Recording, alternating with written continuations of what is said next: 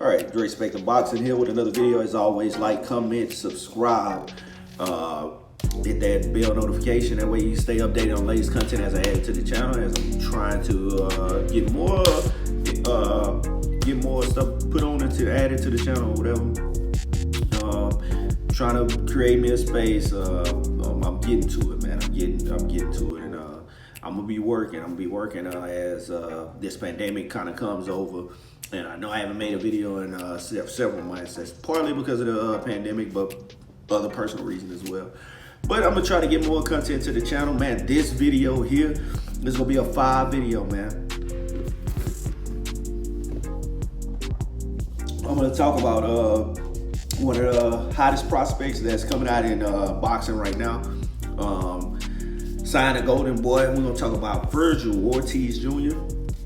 Man, this guy is smoking spectacular, man. And I got some key points that I want y'all to understand about this dude. Man, this is a great guy, man. It's a great guy. He's gonna be fighting this coming week, and I can't wait to see what type of show that he put on. He's gonna be fighting Samuel Vargas. And if y'all know anything about Samuel Vargas has fought a few notable names. One being he's fought Errol Spence Jr.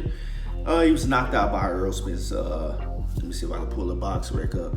But he got knocked out by Errol Spence. I remember seeing that fight when it happened. He was very outclassed. Errol Spence made short work of him. Let's see if I can pull up that box rec. But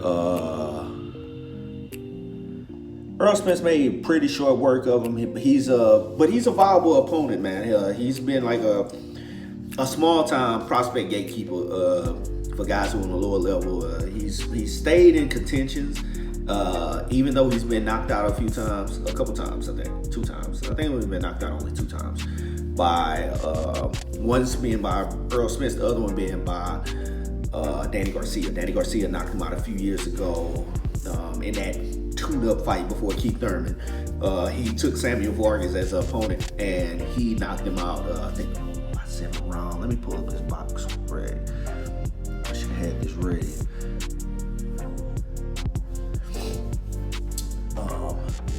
Because it's his next opponent, I just want to give a little bit about Samuel Vargas. I'm not going to do a full breakdown video. I'll probably mention some of the stuff that be some keys to victory in this video real quick, but I won't do a separate video to do a breakdown.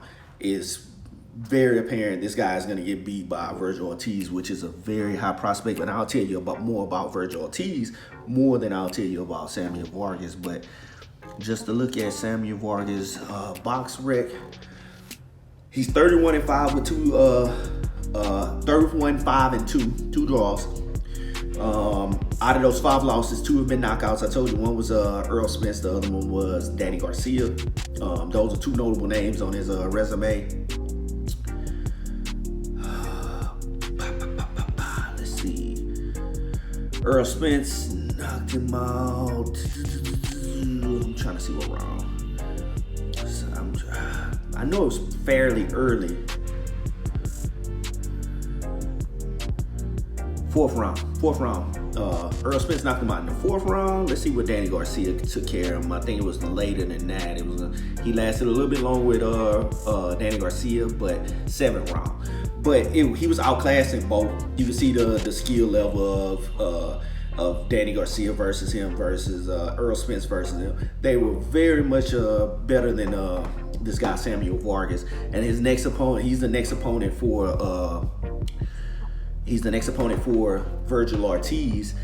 You look here, Samuel Vargas,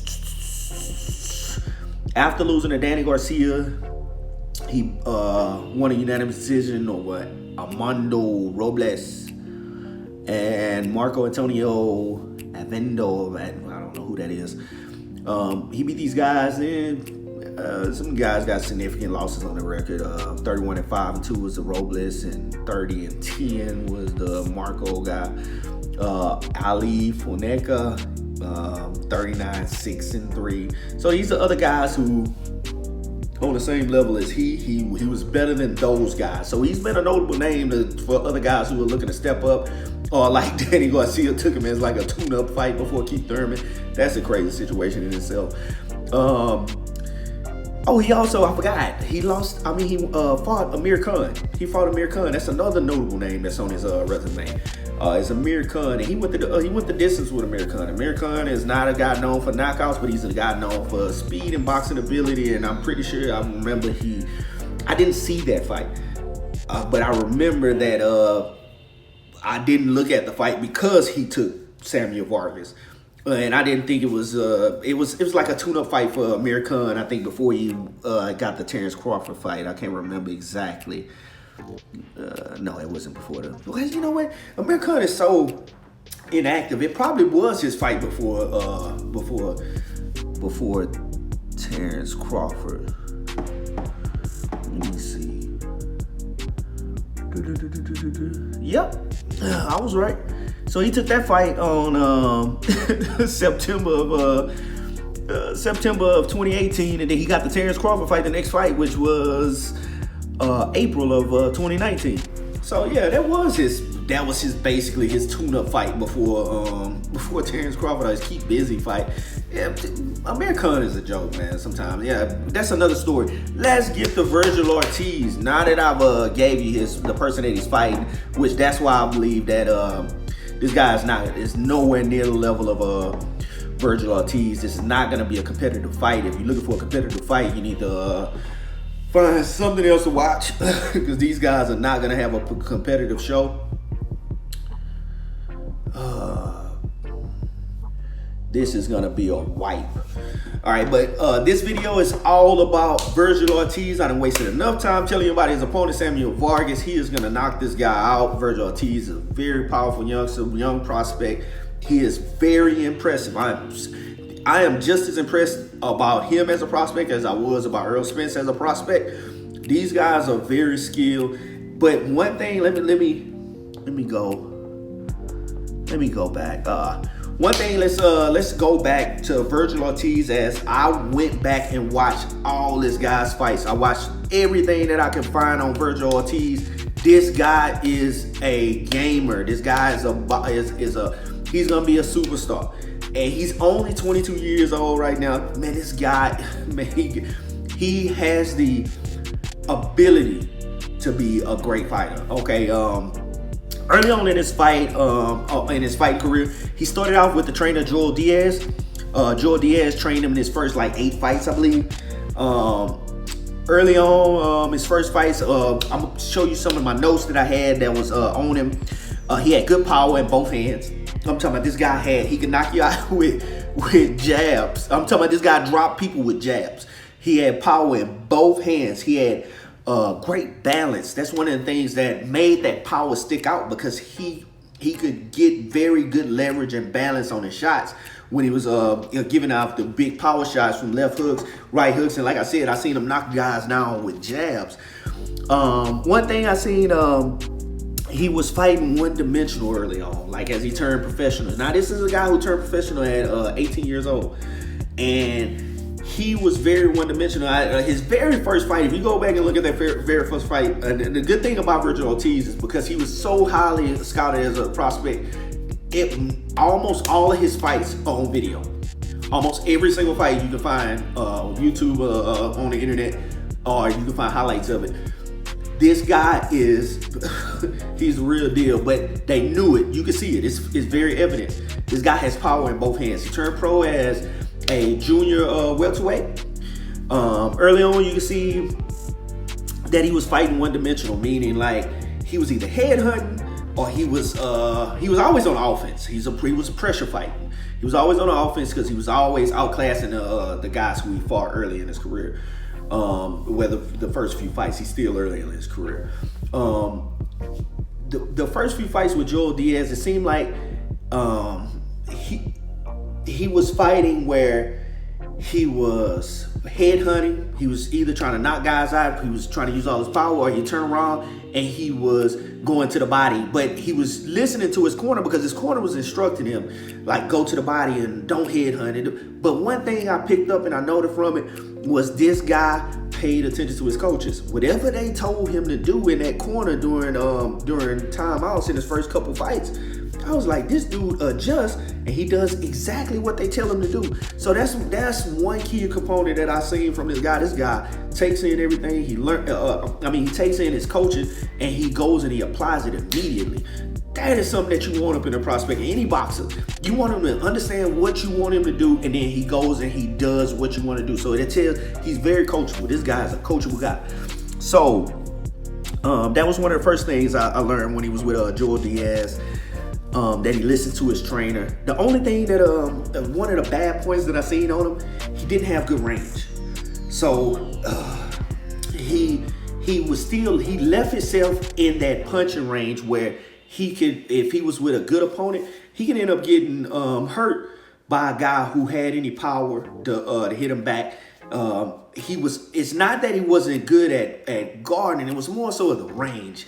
And it was bad footwork. Like the footwork, it was straightforward. It was following people around. It was straightforward. It's pressuring, but it was straightforward. There was no angles. There was no turning. This guy was really in the pocket, and he was in that bad range, that sweet spot where if you don't make them pay, they finna make you pay.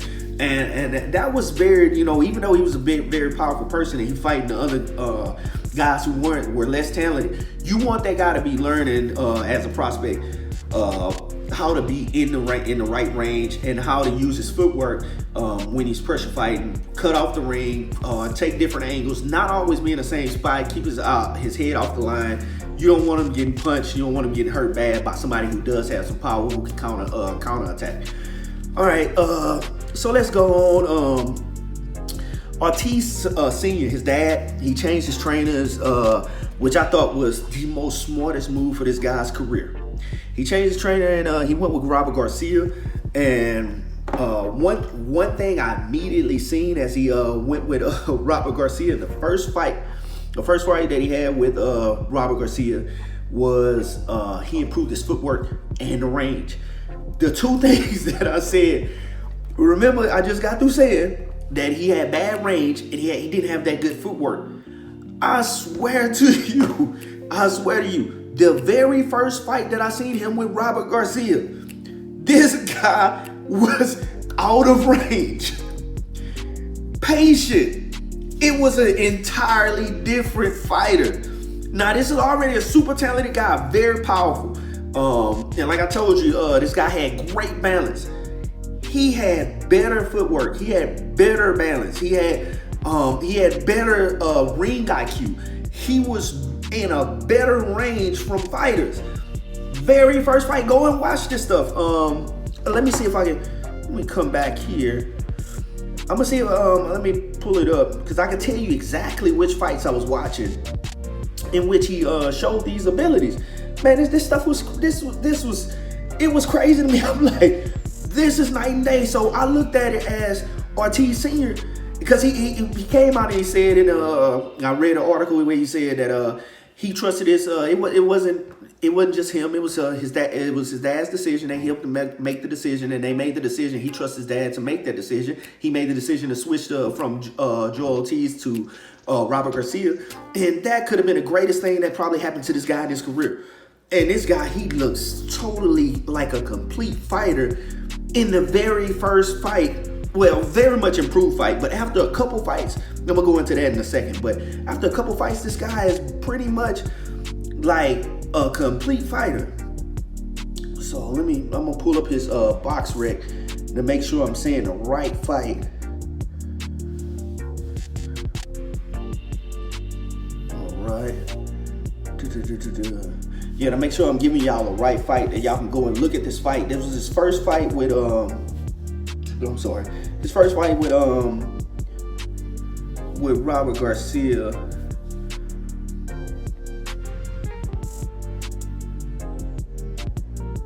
Salgado. I think it was a Salgado fight. I want to say it was a Salgado fight. Yep. First fight with Robert Garcia was a Salgado fight. And immediately you seen improved footwork. You seen the range in his very first fight. Like, I'm talking about, he was turning where I had never seen him turn in any other fight. I had literally, this guy was in front of him, then he was on the side of him. I had never seen him use that ability in any other fight when he was with Joel Diaz until he got with Robert Garcia, and it showed up in the very first fight. He was out of range. I seen that in the very first fight. It was the Salgado fight that he had, Vergil Ortiz had. And you go back and you look at that fight, it's on YouTube, and you look at the fight and you see the immediate improvements. Small, slight, but immediate improvements. He was back out from range. Man, this is stuff that sometimes some people just, they never get. You don't see, but that goes to tell me that not only did his father make a good decision in hiring a great coach, but this guy is very coachable. I'm talking about he's super coachable. And that's one thing that you want from a prospect. This guy's a prospect. You want somebody who can absorb information and then take that information and go out there and demonstrate it. And once he got with Robert Garcia, this guy improved immediately in footwork and range and balance. How? Like that's work. That dude went out there, put in the work, and now you see that he's doing that work. And his second fight, it was more of a improved balance. It was more improved jab. This is in the second fight that he had with Robert Garcia, which is after the Salgado fight. He had immediate improved like his jab. This dude had, because I told you he already was knocking guys down with his jab, but he had an improved balance on his jab and started using that jab to set up more power shots in just his next fight. I'm talking about he was more deadly with that jab. Now this guy has a great jab, like I'm talking about top of the line jab, and he's still fighting at junior welterweight at this time, and then he moved up to welterweight in a Roscoe fight. This man, let me tell you something. If you tell me that I'm high up on anybody, now you got some prospects out here. You got Shakur, you have Devin Haney, what's the guy, the young guy just won the championship, God, running blank. But in any case, you got some great prospects out here. When I tell you that this guy, Vergil Ortiz Jr., is the best prospect that I've seen so far out of these young guys, this young crop of guys that's coming up right now, man, you gotta listen to me, bro. I don't be wrong. I told y'all. Let me tell you something. You go back and look. I told y'all back in the 4 or 5 years ago on this channel. My channel's still small, but I've told y'all that Earl Spence was gonna be the next big thing. I told y'all this shit, and I'm telling you, I can call prospects because I have an eye test.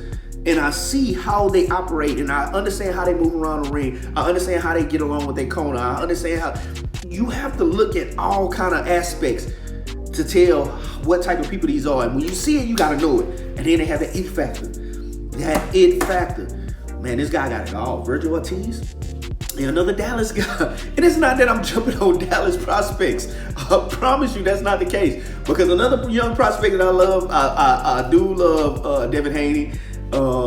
Yeah, and I just love his toughness, his mind, his toughness more than exemplified skills inside the ring. I'm just talking about his determination and toughness to see the future that he's great. He feels he's great, and I know that. But Shakur Stevenson, bruh, man, that guy got all the tools. He got all the tools, and he got size. He has size. As small as he is, he has size. He has height. He has, man, this guy is gonna feel light. And as he moves up and he perfects his skills, I don't know what the killer instinct is on him. But he's already so smart in the ring. But that's neither here nor there. But like I'm telling you, Vergil Ortiz, in my opinion, is a better prospect than all those guys. And that's just how I see it. And the reason why is because he has the perfect combination. He's a guy that absorbs information, and he switched and made a better coach. And he got himself a better coach. His dad, that was the best thing that his dad could have did for his career. He has a fight coming up next week. Y'all go and tune in, look at this guy. Go back and watch some of his fights. All his fights are damn near on YouTube. Golden Boy promoted guy. And I think all his fans, all his fights are just about televised. on some form or another. He's been on undercards of Canelo. He's man, and what, he's 15-0 with 15 knockouts. That's where we at with that? I think he's 15-0 with 15 knockouts. Right, 15-0, 15 knockouts. Man, this guy got power on power. And I'm telling you, man, he got that it factor. And not only does this guy have the it factor, this guy has the ability to absorb information and then put it out there, go out there and exemplify what he's learned. He's learning. This guy's learning how to be an assassin. And when he gets you, he can finish. Now, one thing I did see a lot, and I think it's kind of cleaning itself up, and as he's getting smarter, he's getting more ring experience, was that he was wasting a lot of punches trying to get guys out of there, because man, once he got you hurt, he's going for the kill. Now, but he wasn't setting up the kill right. So he would start the headhunt, and some guys were able to maneuver, and if they were postponing it, inevitable. Once he caught them, they were down. But he was wasting a lot of those punches. Once he's able to learn how to set it up, and I know that's from film study, that's from getting in there, practicing, getting back down to the body when you got a guy hurt, so you can go and take the head out.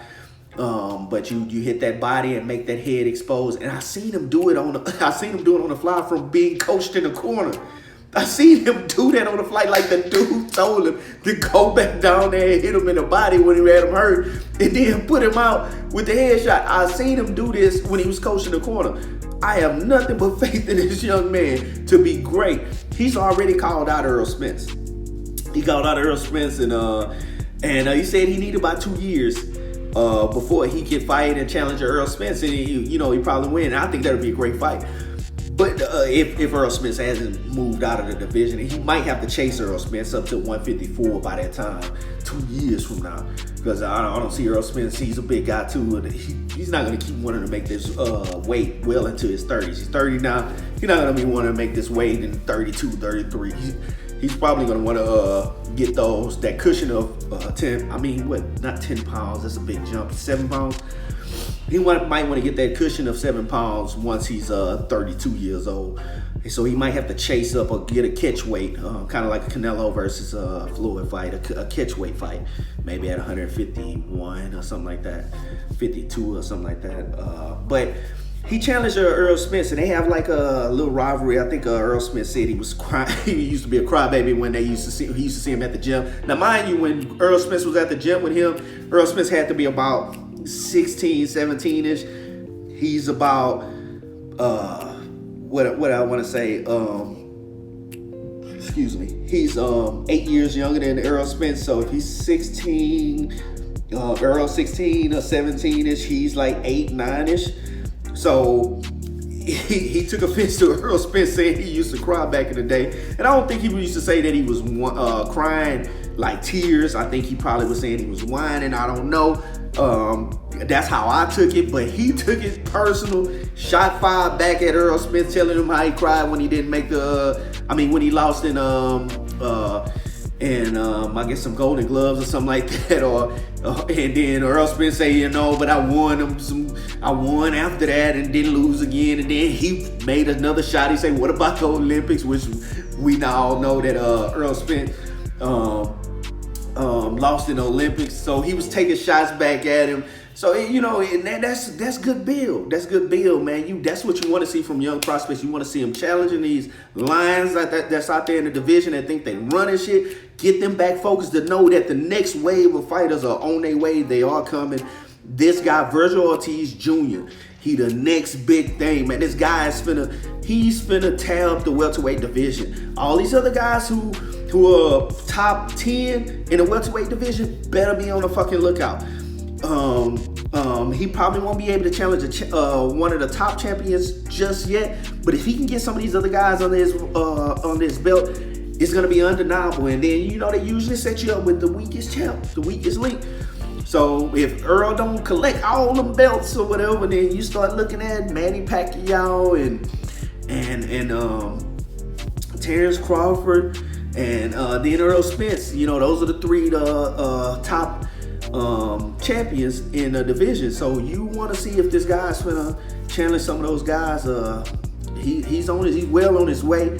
I think, you know, in my spirit, them first two really have. Well, all three of them would have a problem with this guy because he's only gonna get better and he's younger.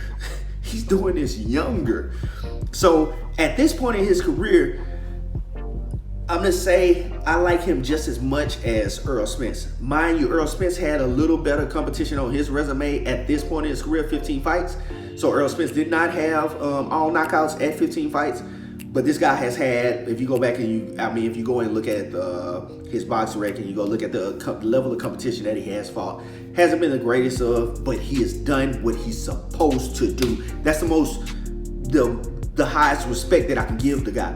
He has done what he's supposed to do, and he's got every single last one of those guys out of there.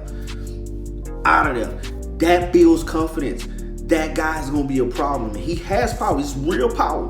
This is no bullshit power. This is real power. Y'all look on the lookout for Vergil Ortiz Jr. This guy is gonna be the next big thing. I see him taking Samuel Vargas real easy, probably quicker than Earl Spence did it. But Earl Spence got him out in 4. Danny Garcia got him out in 7. I believe that Vergil Ortiz will probably get him out 3. I think with the time he's had to sit there and learn under Robert Garcia, and I've seen him in different videos on other people's channel, not sparring but training. Man, this guy is gonna be good.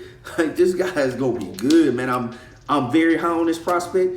I haven't been as high on a prospect since Earl Spence, and I mentioned that name because it's high regard. This is a unified champion at the welterweight division right now. This guy's a natural welterweight, meaning this is his division. He can be in this division for 10 years.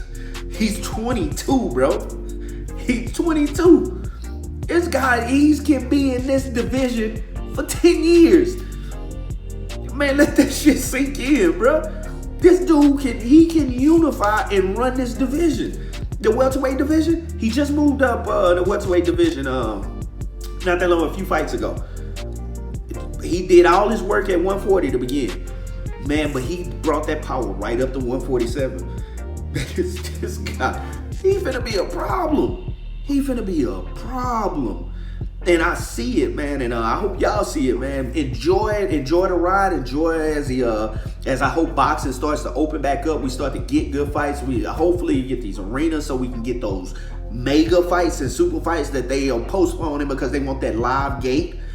Because that live gate do matter. It do count. It do help the fighters during fight night. So I'm looking to hope that the world starts to open back up and we start getting some form of ourselves so that we can have some of these huge mega fights that we've been waiting on for years. But right now we got a prospect that's coming up. He's gonna be fighting next week versus Samuel Vargas, and I think that's July 26th. Make sure y'all tune in and watch that fight, man. We don't got many sporting events to go on, and man, this is a blessing to have this fight coming to us, to see this young prospect get out there and perform. That's Dre Spector. That's all I got for you today. Let me know what y'all think in the comment section. Let me know how y'all see Vergil Ortiz. How y'all see him amongst the up and coming prospects? Because I see him as easily being a prospect of the year. Because I feel once you obtain championships, so Shakur Stevenson, Devin Haney, and once you obtain the championship, you no longer a prospect for me. That's just how I've always seen it. You become a champion, you're a champion. So even if it's a bullshit champion and they handed that shit to you on a platter, once you're a champion, you're a champion. Now, mind you, Vergil Ortiz did win some NABF, I think, championship. But it was a real championship. I don't count that shit as no real championship. It was no big sanctioned body. So, But some of these other guys have IBF titles and shit like that in lower weight classes. Hey, you a champion? You a fucking champion, man. So you're not a prospect no more. Right now, I see Vergil Ortiz prospect of the year easily. Ain't no fights. But him going on to be one of the main contenders at welterweight, future champion, absolutely hands down future champion. He may have some bumps along the way. Some tough fights are needed. You always gonna need to get you some rounds. He needs some rounds so he can build up that stamina and know that he can go to that confidence and know he can go the distance with these top guys. Once that happens, bro, this dude is finna be a problem. He finna be a problem. But right now, I don't see nobody on the radar that's gonna stop him if they're not already champions. Manny Garcia, Manny Pacquiao ain't finna give him a chance. Terrence Crawford, I think I've heard his name in relation to Terrence Crawford. I don't think he'll give him a chance either, but we'll see how it go. That's Dre Spector. That's all I got for you, man. In the comment section, let me know what y'all think. How y'all think, who y'all think are the best prospects coming up? What y'all think of Vergil Ortiz and his chances of being possibly undisputed in the division of welterweight division in the near future as well. Not too near future, because I still think Errol Spence has the experience over him and has fought the better competition and has more experience in the ring and tough situations versus tough top talent, and having just as much ability and power and balance and stuff like that. The same stuff he's learning, but as I see him, as he's getting better, once he get better, I think he challenge anybody in the world, and that could easily be a 50-50 fight. And he's probably at right now 50-50 with a lot of the top 10 welterweights easily, and probably favored over most of the top 10 welterweight lists. So let me know what y'all think about Vergil Ortiz Jr. I gave you my perspective. That's Dre Spector. That's all I got for you, and I'm out.